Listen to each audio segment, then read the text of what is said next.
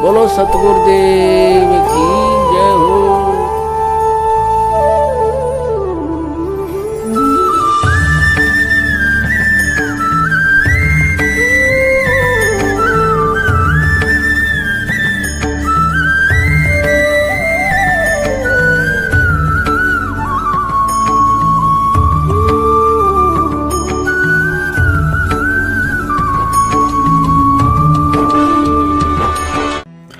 बंदी छोड़ सतगुरु रामपाल जी महाराज जी की जय हो। परमात्मा की सभी प्यारी आत्माओं को पवन दास का सत साहिब। पुण्यात्माओं, जब सिख धर्म के प्रवर्तक आदरणीय नानक साहिब जी को एक जिंदा बाबा के वेश में कबीर परमात्मा सतलोक लेकर गए और वापस छोड़ा तो परमात्मा से पूर्ण परिचित होकर नानक साहिब जी की खुशी का कोई ठिकाना नहीं रहा और उन्होंने सोचा कि क्यों ना पूरी दुनिया को घूम घूम कर बता दूं कि पूर्ण परमात्मा कबीर साहिब जी हैं और वर्तमान में बनारस के काशी शहर में अपने आप को छुपाते हुए एक गरीब जुलाई के घर में रहकर लीला कर रहे हैं।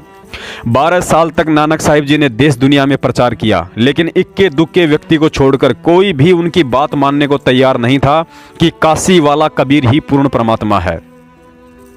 फिर नानक साहिब जी को एक दिन परमात्मा कबीर साहिब जी ने दर्शन दिए और कहा कि प्यारी आत्मा, यहाँ आपकी बात सुनने वाला कोई नहीं है, आप शांति से घर रहकर अपनी भक्ति करके सतलोक चलने की तैयारी कीजिए। और फिर नानक जी ने वैसा ही किया। अपने जीवन के अंतिम 16 वर्षों तक रोजी रोटी के लिए खेतों में काम भी किया और भक्ति भी की। पुण्यात्माओं, उस समय नानक जी कबीर परमात्मा के ज्ञान प्रचार के असली ठेकेदार थे, क्योंकि उन्होंने दूसरों को उपदेश देने से पहले हृदय से परमात्मा कबीर साहिब जी को परमात्मा स्वीकार किया था। और यही कारण है कि परमात्मा की उस प्यारी आत्मा का नाम भक्ति के इतिहास में सह सम्मान आदर सहित लिया जाता है। लेकिन आज बड़े दुख के साथ ये कहना पड़ रहा है कि परमात्मा कबीर साहिब जी के कलयुगी ज्ञान प्रचारक सतलोक आश्रम मैनेजमेंट हरियाणा वाले काल एजेंट बनकर अज्ञानता की भांग पीकर कुप्रचार कर और करवा रहे हैं। संगत तो बेचारी कातिया का कुत्ता बनकर मैनेजमेंट के पीछे दूं मिलाती घूमती रहती है। मैनेजमेंट कहे भौंक तो भौंकने लगती है, मैनेजमेंट कहे काट तो काटने लगती है। रोजाना लाखों की संख्या में सतलोक आश्रम मैनेजमेंट हरियाणा के पीछे लकीर के फकीर अंध भगत साधना टीवी चैनल पर सत्संग तो सुनते ही होंगे, लेकिन ये अंध भगत कभी भी ध्यान नहीं देते हैं कि सत्संग शुरू होते ही सबसे पहले इन 7 लाइनों का एक संदेश आता है, जिस पर लिखा होता है कि दर्शकों, यह एक प्रवचन कार्यक्रम है। इस कार्यक्रम में बताई गई बातें संत रामपाल जी महाराज जी के व्यक्तिगत विचार हैं, जिसे मानना या ना मानना आपके विवेक पर निर्भर करता है। किसी भी तरह की शिकायत या देहन के व्यवहार के लिए चैनल या कंपनी जिम्मेदार नहीं है। भक्ति को छोड़कर इन मिलावटी पुस्तकों को गली गली में बेचकर सतलोक जाने की गलतफहमी में अपना समय और धन बर्बाद कर रही परमात्मा की प्यारी आत्माओं, आंखें खोलो। तुम्हारे सरदार सतलोक आश्रम मैनेजमेंट ने यहाँ ये 7 लाइन लिखकर दुनिया के सामने सतगुरु रामपाल जी महाराज जी को एक सामान्य संत घोषित कर दिया है। भक्ति मार्ग से भटक चुकी पुण्य आत्माओं, इन लाइनों को ध्यान से पढ़ो। इसमें लिखा है कि इस कार्यक्रम में बताई गई बातें संत रामपाल जी महाराज जी के व्यक्तिगत विचार हैं। पुण्यात्माओं, ये ध्यान रखना, व्यक्तिगत विचार हैं।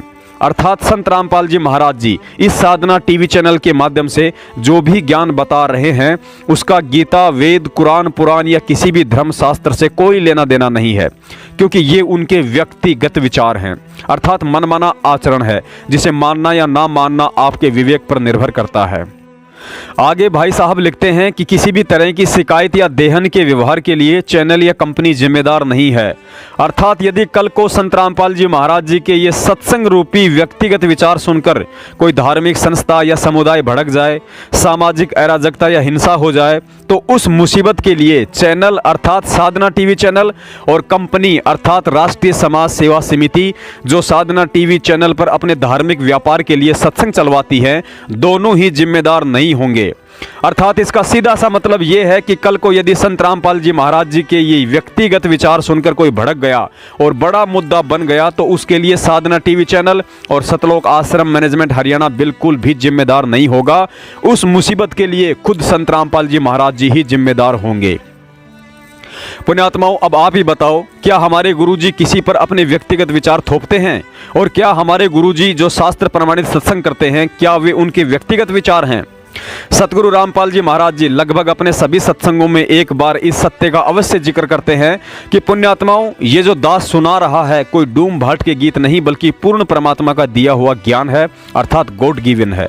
बहुत सी बार तो सतगुरु रामपाल जी महाराज जी यहाँ तक कहते हैं कि दास तो केवल एक स्पीकर है जो परमात्मा के इस अमृत ज्ञान को उनकी प्यारी आत्मा तक पहुँचा रहा है। दास अपनी तरफ से एक शब्द भी नहीं बोलता है, तुम्हारे शास्त्रों में ही लिखा हुआ है, दास तो केवल पढ़कर आपके सामने रूबरू कर रहा है। तो पुण्यात्माओं, विचार करो फिर ये संत रामपाल जी महाराज जी के व्यक्तिगत विचार कैसे हो सकते हैं। तो पुण्यात्माओं, इस काल के जाल को आप जी ने बहुत गहराई से समझना है और दास जो वचन बोला है उसको ऐसा समझ लेना जैसे गीता के से वचन, कोई ऐसे को डूम भाट की बात नहीं, ये परमात्मा गॉड गिवन ज्ञान है जो दास आपको बता रहा है। तो पुण्यात्माओं, परमात्मा का जो ये अध्यात्म ज्ञान है ये बिल्कुल सत्य है। इस सत्य में आपको अविश्वास ना होना चाहिए। अविश्वास की जो ना गुंजाइश दास छोड़ेगा नहीं। यदि आप धैर्य पूर्वक इन सत्संगों को, दास के वचनों को जो गॉड गिवन है, परमात्मा के दिए हुए परम अक्षर ब्रह्म के सत्य पुरुष के, वो आपको सुनाता हूं।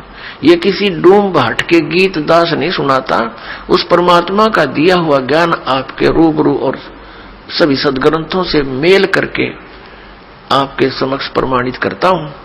और फिर आपको कुछ दिनों के बाद कति संशय नहीं रहेगी। प्रारंभ में तो संशय होती ही होती है, इन संशयों में ही आप सुनते ही रहिए इस ज्ञान को। इन्हीं से, सुनने से, सत्संग के सुनने से आपके संशय नाश हो जाएंगे, बिल्कुल संशय नहीं।